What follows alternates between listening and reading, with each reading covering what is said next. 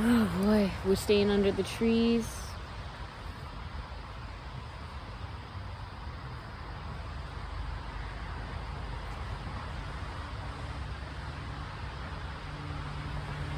Whoa. Hi, how are you doing? Now, I don't have all the answers. I don't know where exactly things go from here. What is good, fam? It is your girl Esther Joy. Esther Joy is coming at you with another video, okay? On this channel, we like to talk about love, light, joy, and peace. And today, we're going to be talking a little bit about communicating in relationships. Now, it doesn't really matter the kind of relationship. All relationships require communication. When you think of a relationship, or at least when I think of a relationship, I think of 2 points, 2 forms or bodies of energy, and I think of a link or a string that is connecting them. And that string is the relationship that they are in. Now, they can define that relationship however they want. Some could be your partner, your brother, your cousin, your friend, your pet. Now, there's a lot of different connections that we have, and we perceive each other through, you could say, this string of connection, the string of connection in that relationship. So I wanted to take a moment to talk about communicating with this in a relationship, with this idea of this connected string. And honestly, fam, I'm gonna be, we gonna be real right now. Sometimes we see different things. I'm sorry if I'm yelling. Sometimes I might not feel like I'm yelling, or you might not feel like I'm yelling, but I feel like I'm yelling, right? Like, I'm not sure. And that's when the feedback in a relationship becomes so important. I'll be honest, I am sometimes deaf to the feedback in relationships. I do not hear it as well as I believe I should. I do not receive the information or the message as best as I probably could. And there are times where even communicating, you can see that the communication in a relationship might be skewed or distorted. So what's going on there, and how can we just allow ourselves to align with the better forms of communication? Well, the first part is consistency with how you communicate. I think that, at least for me, there have been times where I have not been consistent communicating. I might say one thing, then do the other. And when you do that, you're like pulling on this string, right? You're pulling on the string of connection, and you're testing it in a way that it doesn't want to be tested, okay? You're testing it in a way that could snap it, because honestly, at that point, it's just kind of a whole bunch of speculation. So when you are communicating in a relationship, you need to be clear and consistent with what you are trying to say and how you are presenting that connection. I'll give you an example that's coming to my mind, okay? Say that you have a friend, and you like the friend, and then you start dating the friend, and then you go back to being friends, but you didn't tell them, and now they're not sure what you are. You're not really consistent with communicating what kind of relationship that you are in with that person, and it's gonna be confusing.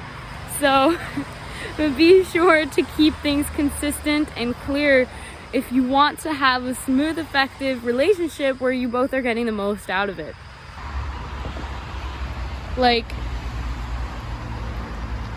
I feel lost a lot of the times communicating, because I will tell other people things before I've given an opportunity to sit with myself, to sit with Source or God, to be in nature and understand where I'm coming from, and just communicate what is going on, how I'm feeling, before I tell others.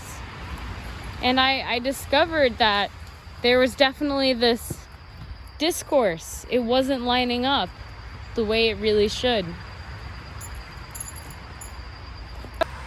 Now, I believe that we all have relationships with pretty much everything around us, like Mother Nature, we have a relationship with Source, we have a relationship with our furniture, to be honest, our favorite items. You know, we have a relationship to anything that we connect with energetically on a level where we can identify pretty much what the relation of that object or that item or that person or that place in our life is in correlation to us. What's its significance? How do we connect to it? So there's relations for everything, and everything can be communicated. You know, a tree, like the objects that aren't really living, you can communicate to them. They're still energy. So my friend, I wanted to be honest and say that communicating is not as easy as it seems. It's not as easy as it sounds all the time. I think that if you're a people pleaser, or you tend to be someone that doesn't want to make others upset, then sometimes communication is really hard because you're trying to keep that other party satisfied and happy. And sometimes that can't always be the case. You can't always make everyone happy. You can't always allow the string to have more leeway on one side unless you're getting ready to be pulled on that other side. So it is a little bit like a game of tug of war, because when we have these two energy bodies, you're going to be exchanging electrons, exchanging thoughts, exchanging energy, ideas, feelings, and you need to be aware if these are the feelings you'll want to transfer to the other person, because a lot of the times it's going to happen when you're in connection, especially if it's a stronger connection naturally. So being able to communicate, hey, I might not want these energies. Can we create effective boundaries? Communicating boundaries is really what it is. It's what it do. You are your own unique, beautiful being for a reason, and they're their own unique, beautiful being for a reason. I think the biggest form of communication that we often take for granted is just ourselves, just speaking to ourselves, being honest with ourselves, connecting with ourselves. You could see it as our higher self, you know, our inner dialogue. When we take for granted our own selves, it's so much easier for another kind of relation to take over. To take over that energy that you should be investing in understanding yourself. And I think that there's a balance, absolutely. You should be balanced in communicating with others and communicating with yourself. And I, for one, am definitely finding that balance. But I'm really, really thankful for finding a balance.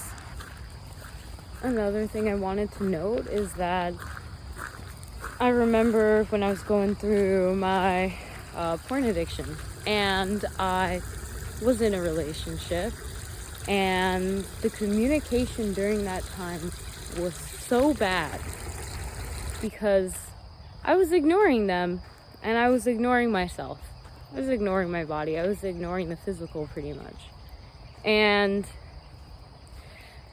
there's so much that was not said because I was ashamed of what they might think. I was ashamed of what I was doing. There was just so much that was shameful and I felt guilty for doing that I couldn't even communicate to them. And that ultimately ended up pretty badly. But that is what happens when you do not communicate effectively in a relationship. You know, your throat chakra is all about expression, about feeling fully who you are. You know, dropping those judgments, understanding that we are created like this for a reason, and speaking your truth, respecting and listening to others. And when you are ashamed of your expression, when you are ashamed of the connection that you hold deep within your sacral, you cannot communicate clearly. So this is why, again, communication and connections are so closely linked, because communication requires us to be vulnerable on a level where we are being honest and we are expressing exactly who we are. I don't have all the answers, and I don't think I ever will, and I think that's okay. I don't think anyone will have all the answers in any kind of relationship, but the goal is to be able to effectively communicate in whatever kind of connection it is, to gain a wider perspective, to be more prepared and have a greater understanding of the world around you. We were blessed with our perspectives and the connections that we were blessed with for a reason, and they are there to help us. Every season has its, chosen people. And with that being said, being able to just honor the connections in your life, knowing that if you honor the connections in your life, they're going to honor you. If you listen to the connections in your life, then they will give you something that's good that you can use and apply, and they'll listen to you. So fam, if you got anything from this video, let me know. Comment down below and press a thumbs up if you'd like me to talk more about this or other things similar, and I will do so. Okay, have an amazing rest of your day. Namaste.